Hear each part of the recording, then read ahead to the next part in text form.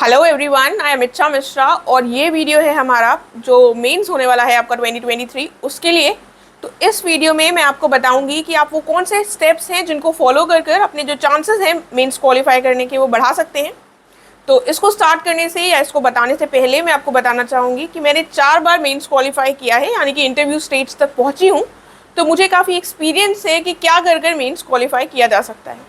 देखिए, पहली चीज़ तो मैं बता दूं कि कोई शॉर्टकट नहीं है कि आपको पढ़ना नहीं पड़ेगा और ऐसे ही मेंस क्वालिफाई हो जाएगा। ये पॉसिबल नहीं है, पढ़ना पड़ेगा, मेहनत बहुत करनी पड़ेगी क्योंकि कंपटीशन बहुत है। हालांकि कंपटीशन से डरने की ज़रूरत नहीं है, हमें अपनी मेहनत पर फोकस करना है बस, राइट। तो आइए अब देखते हैं क्या 5 पॉइंट्स हैं या क्या 5 स्टेप्स हैं जो फॉलो कर कर आप अपने मेंस क्वालिफाई करने के जो चांसेस हैं उनको डबल कर सकते हैं, राइट। तो पहला जो स्टेप है वो मैं बताना चाहूँगी कि आपको सिलेबस निकालना है। अपने मेंस के सिलेबस का प्रिंट आउट निकालिए और उसको परमानेंटली अपने पास रख लीजिए। देखिए, शायद ये आप बहुत बार सुन चुके होंगे, लेकिन लेट मी टेल यू, ये बहुत इंपॉर्टेंट चीज़ है और कई बार हमें पता होता है लेकिन तब भी हम उसको नहीं करते हैं। इसीलिए बिना डिले किए हुए आपका प्रीलिम्स का रिजल्ट भी आने वाला है, आपको अपना स्कोर भी पता है। अगर आप मेंस देने वाले हैं तो तुरंत उसका सिलेबस निकालिए और उसके टॉपिक वाइज जो भी आपके सिलेबस के पॉइंट्स हैं अपने नोट्स उसके हिसाब से आपको बनाने हैं। अगर आपने बना लिए हैं वेल एंड गुड, अगर आपने नहीं बनाए हैं तो लग जाइए, नोट्स बनाइए। अपने नोट्स की बात अलग होती है, दूसरों के नोट्स से आप हेल्प ले सकते हैं लेकिन उनको पढ़कर आप सेलेक्ट नहीं हो सकते। आपको मेहनत खुद करनी पड़ेगी, अपने नोट्स खुद बनाने पड़ेंगे ताकि आप सेलेक्ट हो सकें, राइट। क्योंकि नोट्स बनाने के प्रोसेस में आप बहुत सारी चीज़ें सीखते हैं।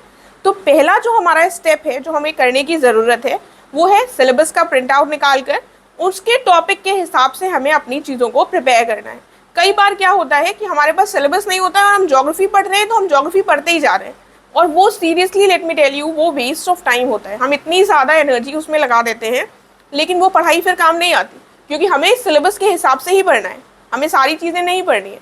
तो पहला स्टेप आई होप क्लियर हो गया होगा आपको कि सिलेबस के पॉइंट वाइज आप अपने नोट्स प्रिपेयर कर लीजिए।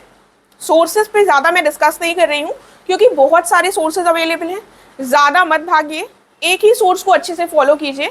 और स्टैटिक चीज़ें आपको ऑलरेडी प्रीलिम्स के लिए आप पढ़ चुके हैं, थोड़ा सा करंट अफेयर्स पर भी फोकस कीजिएगा और आपके नोट्स प्रिपेयर हो जाएंगे, राइट। बाकी अगर आपको कोई कन्फ्यूजन है, आपको क्या पढ़ना चाहिए, तो आप पूछ सकते हैं मुझसे कमेंट कर वो हम किसी और वीडियो में डिस्कस कर लेंगे। दूसरी चीज़ जो दूसरा स्टेप आता है वो आता है हमारा आंसर राइटिंग का। ये सब लोग बताते हैं, ठीक है, और हम बहुत बार सुनकर उसको नज़रअंदाज कर देते हैं। लेकिन अगर आप 2023 का मेंस देने वाले हैं तो अब आपके पास इतना टाइम नहीं है कि आप इस पॉइंट को नज़रअंदाज कर दें। आप अगर बिगिनर हैं, आप पहली बार मेंस देने वाले हैं, आपके नोट्स नहीं प्रिपेयर हैं, तो आप क्या कर सकते हैं, आप नोट्स बनाते हैं, उनमें से आप 1 घंटा निकालिए, जो भी आपने नोट्स बनाए हैं, जो भी आपके नोट्स रहे हैं उनको आप बस लिखिए। बस आपको लिखने की ज़रूरत है, लिखना बहुत इंपॉर्टेंट है। लेट मी टेल यू, लिखना is the key to success. Mains qualify करने के लिए अगर सिर्फ एक चीज़ करनी है तो वो है लिखना। चाहे आपको सब कुछ आता हो लेकिन आप लिख नहीं रहे हैं तो फिर वो at the end it's not worth it.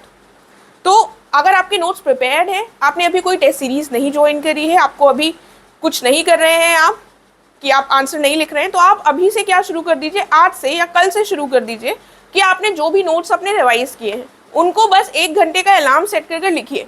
Question नहीं है कोई बात नहीं, आपके पास आपके नोट्स का टॉपिक है, लिखना बहुत ज़रूरी है, बिना क्वेश्चंस के भी लिखिए, राइट। तो ये दूसरा हो गया हमारा आंसर राइटिंग का पॉइंट। अब हमारा तीसरा जो स्टेप है वो आता है। तीसरे स्टेप में क्या चीज़ आती है, वो आती है प्रेजेंटेशन और आंसर राइटिंग। अब ये प्रेजेंटेशन और आंसर राइटिंग क्या है, देखिए, आपको लिखना है वहाँ पर, ये आपको समझ में आ गया है, लेकिन अगर आप ऐसा नहीं लिखेंगे कि देने वाला जो मार्क्स है उसको थोड़ा देखकर अच्छा लगे, क्योंकि उसको बहुत सारी नोटबुक्स, बहुत सारी कॉपीज चेक करनी है। अगर आपका ऐसा प्रेजेंटेशन नहीं हुआ कि वो कुछ समझ पा रहा है, कुछ साफ सुथरी चीज़ नहीं लिखी हुई, तो वो एवरेज मार्क्स देकर छोड़ देगा और फिर वो बेनिफिशियल नहीं होने वाला है और ऐसे मीन्स क्वालिफाई भी नहीं होगा।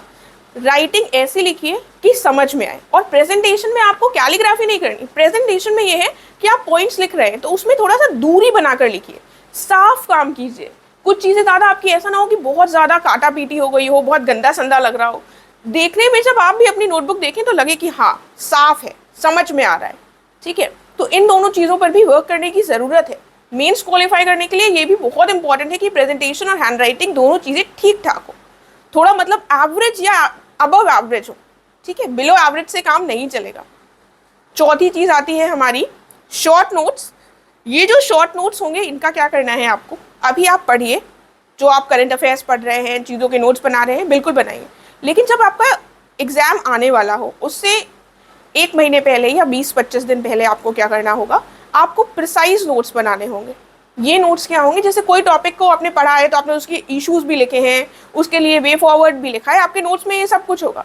लेकिन जब ये वाले नोट्स बनेंगे लास्ट वाले, इसमें आपको सिर्फ कीवर्ड्स लिखने हैं, राइट। अब कीवर्ड्स क्या होते हैं, जैसे मान लीजिए फॉर एग्जाम्पल, देखिए जैसे सेल्फ हेल्प ग्रुप का टॉपिक आता है हमारे पास, ठीक है, तो इसमें आपको क्या चीज़ें लिखनी होंगी, जब आपके एंड के नोट्स बनेंगे तो अब आपको पूरे इश्यूज में आपको स्टेटमेंट्स नहीं लिखने।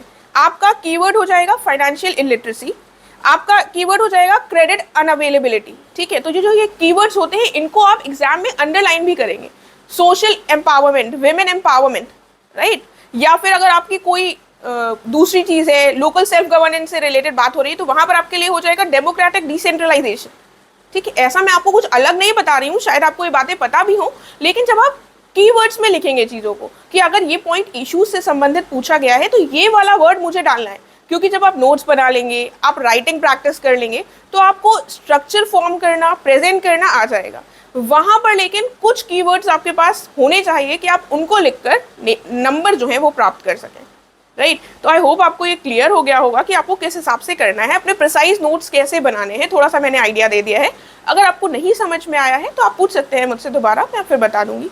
एंड जो हमारी लास्ट चीज़ है, जो 5वां स्टेप है कि हम मेंस क्लियर कर सकें, वो है हमारा self belief. Let me tell you, बिना सेल्फ बिलीफ के मेंस नहीं क्वालिफाई होने वाला है, क्योंकि हमें लगता है कि अरे बताओ, इन्होंने तो इतने बार मेंस दे दिया है, ये लोग इतना ज़्यादा पढ़ते हैं हमसे और इनका नहीं हो रहा है या इनका हो गया है, तो हमारा कैसे होगा।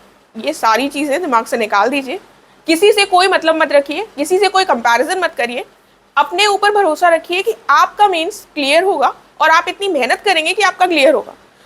सेल्फ बिलीव और साथ में थोड़ा भगवान पर भरोसा रखिए, पूरी मेहनत, पूरी जी जान लगा दीजिए। अगर आप सितंबर में देने वाले हैं 2023 का मेंस, ये बहुत अच्छी अपॉर्चुनिटी है आपके पास, क्योंकि इस बार ऑप्शनल नहीं होगा। हमारे सामने यूपी की चीज़ें हैं, यूपी के पेपर होंगे और उसमें भी इतना ज़्यादा कुछ डिफ़िकल्ट नहीं है और सबके लिए लेवल प्लेइंग फील्ड होने वाली है ये। तो ये 5 स्टेप्स फॉलो कर लेट मी अश्योर यू कि आपका मेंस क्लियर हो जाएगा। लेकिन पूरी मेहनत आपको करनी पड़ेगी, कोई नहीं करने वाला है हमारी जगह मेहनत। तो आई होप आप लोग इसको अच्छे से फॉलो करेंगे। कोई भी चीज़ आपको कन्फ्यूजन लगी हो, किसी भी चीज़ में कन्फ्यूजन लगा हो, या कोई आपके सामने क्वेरी हो, क्वेश्चन हो, तो आप कमेंट करके पूछ सकते हैं। मैं प्रयास करूँगी आपको आंसर देने का। और एक चीज़ और, आप लोगों ने टेस्ट सीरीज़ के लिए पूछा था, टेस्ट सीरीज़ बिल्कुल ज्वाइन कर लीजिएगा। इवैल्यूएशन मुझे पता है नहीं कर पाता है, कि किसी की गलती नहीं है, लेकिन इवैल्यूएशन का प्रोसेस बहुत टफ होता है, समझ रहे हैं आप। तो वो जो टफ प्रोसेस है उसमें हम सेटिस्फाई हो जाए, वो लोग 1000 लोगों की कॉपीज चेक कर रहे हैं, तो ये बहुत ही डिफिकल्ट होता है। इसीलिए आपको अपने इंट्यूशन पर बिलीव करना है, आपको गट फीलिंग पर बिलीव करना है अपने इवैल्यूएशन के लिए, लेकिन टेस्ट सीरीज ज्वाइन करनी है ताकि आप टाइम लिमिट में लिखें। आपका टेस्ट सीरीज का जो मोटो होना चाहिए वो लिखना है, ताकि आप प्रैक्टिस कर सकें अपने एग्जाम से पहले। अदरवाइज इवैल्यूएशन के लिए तो कोई प्रॉब्लम नहीं है, उसके लिए ज़्यादा डिपेंडेंट मत रहिए। थोड़ा जब आप खुद लिखेंगे या फिर मॉडल आंसर्स देखेंगे तो आपको आइडिया हो जाएगा आप कहाँ पर गलत कर रहे हैं। तो आई होप आपको समझ में आ गया होगा। Thank you so much.